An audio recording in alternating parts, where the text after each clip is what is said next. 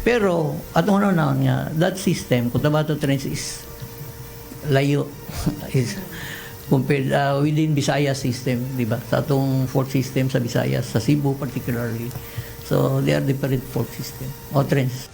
Marami ang nabiglas sa malakas na lindol na tumama sa Sarangani at iba pang bahagi ng Mindanao nitong nakaraang Lunes.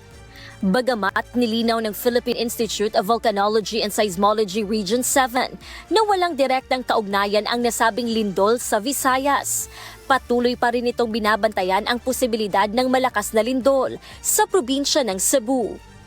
Ayon sa ahensya, may mga potentially active faults ang Cebu na posibleng magdulot ng lindol na may lakas na magnitude 7.2 hanggang 7.5 kung ito ay gagalaw. So, every fault na big one.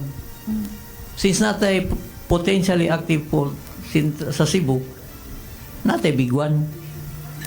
So, atong estimate is 7.2 to 7.5 Do we have magnitude. So, ang impact sa 7.5 7 magnitude nga linog, the whole island of Cebu is intensity 8. Okay. So, pag intensity 8, expected mga road network, vertical, horizontal building will be affected.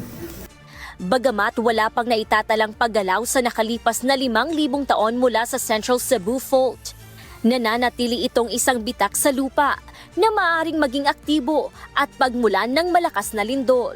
Noong nakaraang taon, niyanig din ng malakas na lindol ang hilagang bahagi ng Cebu. At umabot na higit 21,000 paggalaw ng lupa ang naitatala ng ahensya mula noon.